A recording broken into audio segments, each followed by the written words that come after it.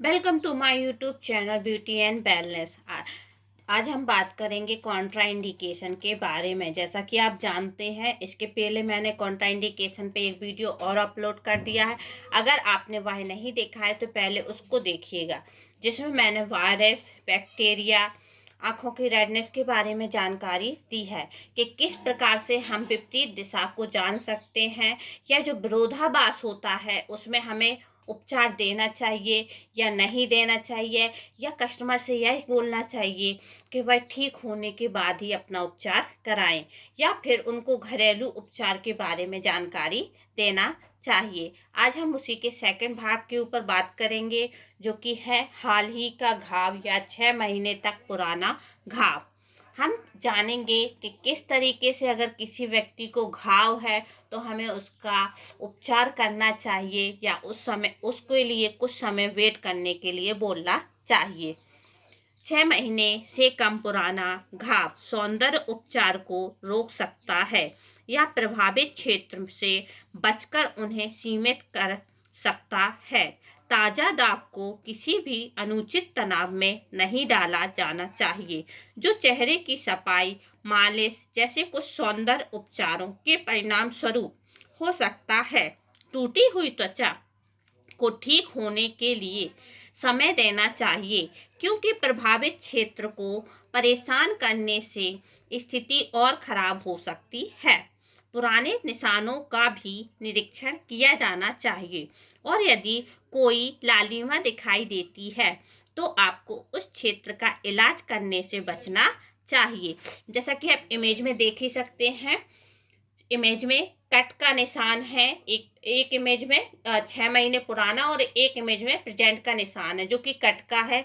अगर इस पर हम कोई भी उपचार करेंगे या कोई भी कॉस्मेटिक का उपयोग करेंगे तो इससे हो सकता है इन्फेक्शन बढ़ने का चांस हो जाए, और ऐसी स्थिति से हमें बचना चाहिए और अपने ग्राहक को कुछ समय वेट करने के लिए बोलना चाहिए। अब हम बात करेंगे गांठें या सूजन के बारे में। यदि आपके चेहरे या गर्दन पर कोई गांठ या सूजन दिखाई देती है तो उपचार प्रदाता के रूप में उनके बारे में पूछताछ करना आपकी जिम्मेदारी है। यदि आपका ग्राहक समस्या के कारण से अनभिज्ञ है तो उपचार प्रदान करने या पहले उन्हें अपने जीपी के पास भेजे। सूजन या गांठें हानि रहित हो सकती हैं और आप आमतौर पर होते हैं, हालांकि कभी कभी वे किसी गंभीर स्थिति का लक्षण हो सकते हैं, और मेकअप लगाने सहित कोई भी उपचार प्रदान करने से स्थिति और खराब हो सकती है। आपकी अपनी सुरक्षा के लिए आपको सौंदर्य उपचार प्राप्त करने के लिए मंजूरी मिलने के बाद आपने ग्राहक से मेडिकल नोट्स उपलब्ध कराने के लिए कहना उचित होगा। जैसा कि आप इमेज में देख ही सकते हैं, फर्स्ट इमेज में जो कि ओंठ के ऊपर स्वेलिंग है। अगर हम ऐसी स्थिति में अपर लिप्स या फिर मसाज करेंगे तो हो सकता है वह स्वेलिंग बढ़ने के चांस हो। सेकेंड इमेज में आप देख सकते हैं कि दांतों के लिए दर्द है या मसूड़ों में सूजन है, तो ऐसी स्थिति में भी हमें मसाज करने से बचना चाहिए। अब हम बात करेंगे कैंसर से पीड़ित ग्राहक के बारे में। कैंसर से पीड़ित ग्राहकों की कीमोथेरेपी और रेडियोथेरेपी से गुजरने की संभावना होती है, जिसका व्यक्ति के शरीर पर गंभीर प्रभाव पड़ता है, जिससे उनकी प्रतिरक्षा प्रणाली भी शामिल है। कैंसर के रोगियों को संक्रमण होने का खतरा हो सकता है और भी इससे लड़ने के लिए पर्याप्त मजबूत नहीं हो सकते हैं, इसलिए उनके लिए सौंदर्य सैलून जैसे सार्वजनिक स्थानों से बचाना महत्वपूर्ण है। जैसा कि आप इमेज में देख ही सकते हैं, कैंसर से पीड़ित महिला है जो कि मेडिकल उपचार ले रही है। अगर वह मेडिकल उपचार ले रही है तो आपको सौंदर्य प्रसाधन से उसको दूर रखना चाहिए। उसको बोलना चाहिए कि आप जब ठीक हो जाएंगे उसके बाद ही आप सौंदर्य प्रशासन का उपचार लें। इसके बाद हम बात करेंगे हाल ही में सेवन की गई दवाई या शराब के बारे में, जिसमें कुछ डॉक्टरों की दवाएं भी शामिल हैं। नशीली दवाएं और एल्कोहल रक्तचाप को हृदय की गति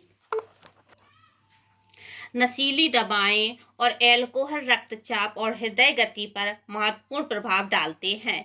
अवैध और कानूनी दोनों प्रकार के पदार्थ के प्रभाव में रहने वाले व्यक्ति चरित्र के विपरीत कार्य कर सकता है और संभावित रूप से अपने बाद आसपास के लोगों के लिए खतरा पैदा कर सकता है। वे उपचार के लिए सहमति देने में भी असमर्थ हैं। इसलिए किसी भी सौंदर्य चिकित्सा से बचना चाहिए। जैसा कि आप जानते हैं, जो दवाओं का उपचार चलता है तो व्यक्ति को थोड़ा नशा टाइप का रहता है, या अगर वो ड्रिंक करता होगा तो वह अपने होश खो बैठता है, जिसके कारण वह नहीं जान सकता कि हमें किस उपचार को कराना चाहिए और कौन सा सौंदर्य उपचार लेना चाहिए। तो ऐसी स्थिति में भी हमें बचना चाहिए। अन्य मतभेद में गर्भावस्था, दांत के फोड़े, पीठ की समस्या, टूटी हुई हड्डियां, चेहरे पर रक्तस्राव, बुखार, हाल ही में सर या गर्दन पर चोट और एड्स जैसी अन्य संक्रामक रोग शामिल हो सकते हैं, जिसमें हमें ग्राहक को अपने घर उपचार के बारे में ही जानकारी देना चाहिए और ऐसी स्थिति में उपचार से बचना चाहिए। अब बात करेंगे ग्राहकों का व्यक्तिगत आधार पर मूल्यांकन हम किस तरीके से कर सकते हैं और हमें किस तरीके से ग्राहक की जानकारी मिल सकती है। आपके सभी ग्राहकों का व्यक्तिगत आधार पर मूल्यांकन किया जाना चाहिए और गंभीर स्थितियों से पीड़ित लोगों को कुछ सौंदर्य उपचारों के साथ आने वाले जोखिम के बारे में जागरूक किया जाना चाहिए और वहां लागू हो वहां मेडिकल नोट्स प्राप्त किया जाना चाहिए। जैसा कि आप जानते हैं, अगर किसी को कट है या आंखें आई हैं, अगर हम उनका उपचार करेंगे तो हो सकता है कि उनके घाव बढ़ने के चांस हों। तो इस जोखिम के बारे में हमें ग्राहक को पहले ही जानकारी दे देनी चाहिए। अब हम बात करेंगे ग्राहकों के आकलन के बारे में कि हम ग्राहकों का आकलन कैसे कर सकते हैं। अपने ग्राहकों का आकलन करने का एक अच्छा तरीका यह होगा कि उन्हें उपचार से पहले एक ग्राहक रिकॉर्ड कार्ड प्रश्नावली पूरी करने के लिए कहा जाए और जहां ऐसा करना आवश्यक हो वहां उपचार पर एक पैच परीक्षण पूरा करना है, यह जानने के लिए कि आपको अपने प्रशिक्षण का सौंदर्य लेना चाहिए और निर्माताओं की सलाह का पालन भी करना चाहिए। अब हम बात करेंगे ग्राहक पर अपनी चिकित्सा स्थितियों का खुलासा करना। हालांकि कोई भी ग्राहक अपनी बीमारी के बारे में आपको नहीं बताएगा कि उसको क्या बीमारी है या वह किस रोग से ग्रसित है। अब बात करेंगे खुलासा करने के बारे में।